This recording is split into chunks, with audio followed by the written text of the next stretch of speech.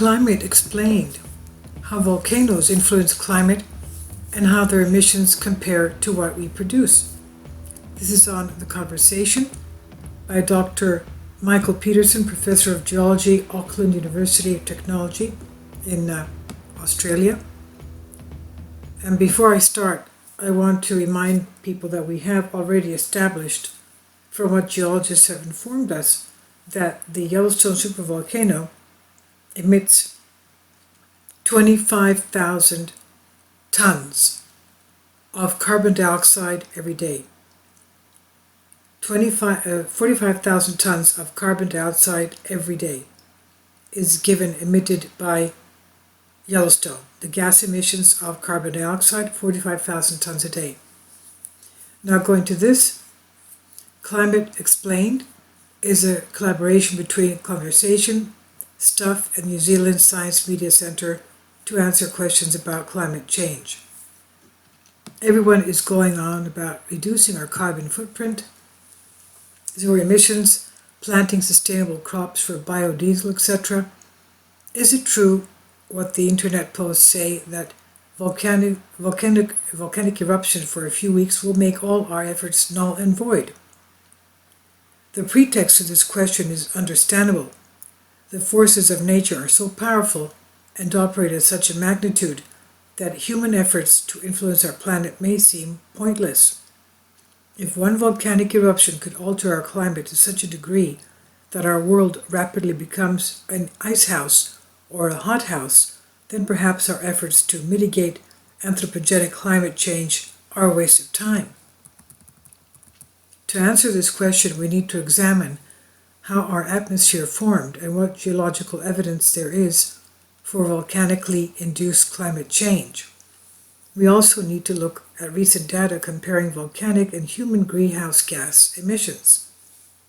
There is evidence for catastrophic climate change from very large, protracted volcanic eruptions in the geological record, but in more recent times we have learned that volcanic emissions can lead to shorter-term cooling and longer-term warming.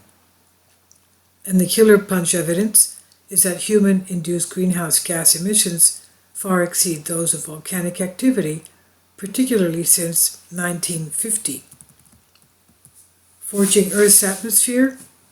Let's go back to first principles and look at where our atmosphere came from. Earth is approximately 4.56 billion years old. The common consensus is that Earth's atmosphere results from three main processes. 1. Remnants of primordial solar nebula gases from the time of earliest planet formation. 2. Outgassing of the Earth's interior from volcanic and related events. 3. Production of oxygen from photosynthesis. And we also have to realize that oxygen is also produced by diatoms.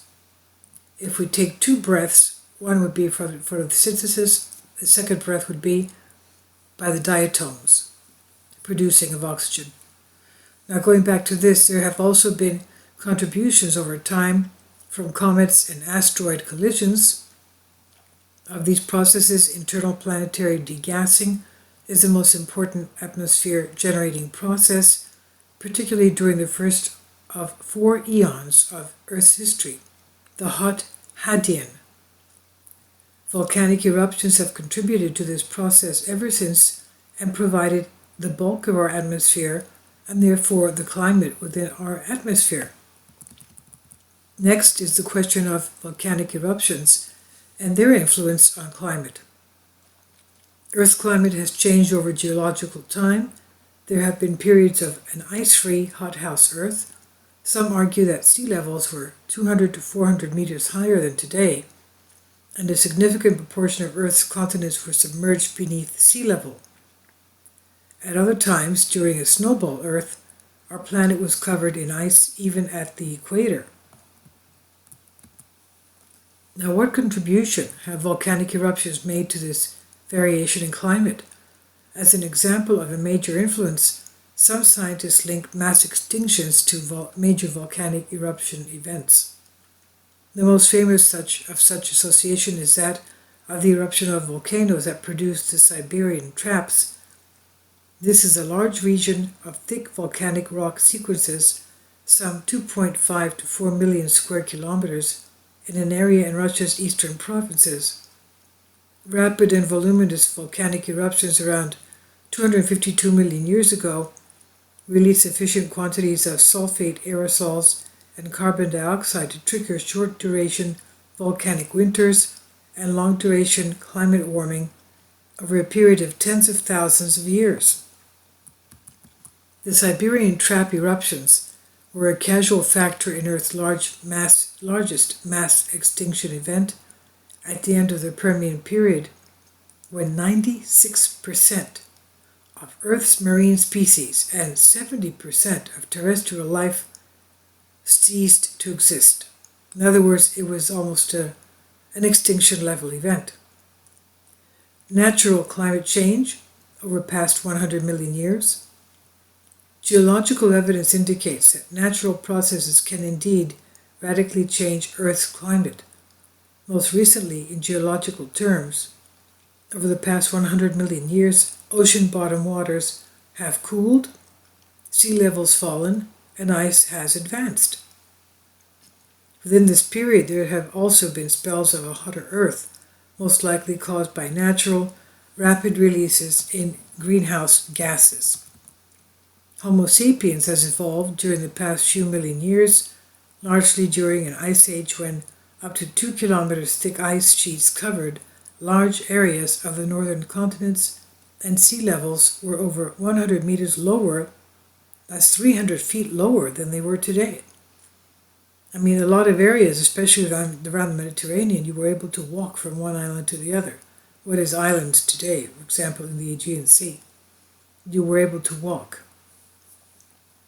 Now, this period ended 10,000 years ago when our modern interglacial warming period began. Astronomical cycles that lead to climate variations are well understood. For example, the Milankovitch cycles, which explain variation in Earth's orbit around the Sun, and the periodic nodding and swaying of our Earth's axis. All of the geological and tectonic causes for this general, longer-term Earth cooling are less well understood. Hypotheses include contributions from volcanoes and processes linked to the rise of the Himalayas and Tibet from 55 million years ago. Specific volcanic eruptions and climate impacts. Researchers have studied specific volcanic eruptions and climate impacts to climate change. Mount Pinatubo of the Philippines produced one of the largest eruptions of recent times in 1991, releasing 20 million tons of sulfur dioxide and ash particles into the stratosphere. These larger eruptions reduced solar radiation reaching the Earth's surface, lowered temperatures in the lower troposphere, and changed atmospheric circulation patterns. In the case of Pinatubo, global tropospheric temperatures fell by 4 degrees centigrade, but northern hemisphere winters warmed. Volcanoes erupt a mix of gases, including greenhouse gases, aerosols, and gases that can react with other atmospheric constituents. Atmospheric reactions with volcanic gases can rapidly produce substances such as sulfuric acid and related sulfates that act as aerosols, cooling the atmosphere. Longer-term additions of carbon dioxide have warming impacts. Larger-scale volcanic eruptions, whose ash cloud reach stratospheric levels, have the biggest climactic impacts. The larger and more prolonged the eruption period, the larger the impacts.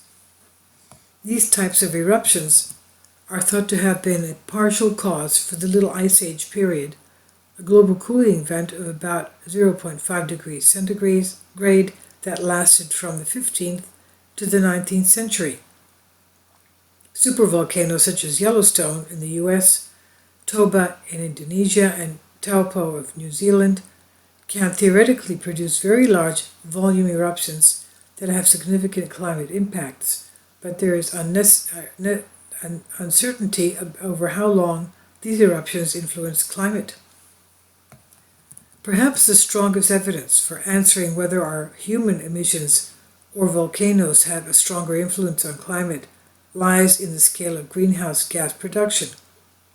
Since 2015, global anthropogenic carbon dioxide emissions have been around 35 to 37 billion tons per year. Annual volcanic CO2 emissions are around 200 million tons per year. In 2018, anthropogenic CO2 emissions were 185 times higher than volcanic emissions. This is an astounding statistic, and one of the factors persuading some geologists and natural scientists to propose a new geological epoch called the Anthropocene, in recognition that humans are exceeding the impacts of many natural global processes, particularly since the 1950s. There is evidence that volcanoes have strongly influenced climate on geological timescales, but since 1950 in particular, it is Homo sapiens who has had, by far, the largest impact on climate. Let's not give up our CO2 emission reduction aspirations. Volcanoes may not save the day.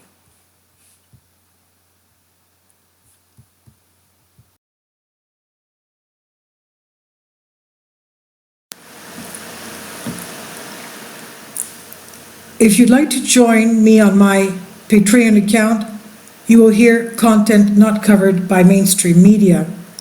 These riveting stories will be based on my research, and I will state my opinions and give my personal insight on diverse and controversial subjects and world events not covered by mainstream media, and not supported by YouTube guidelines. So whatever I have on my Patreon, most of those will not be on my YouTube channel. Please consider becoming a member today. More of the most significant and important videos will be on my Patreon channel.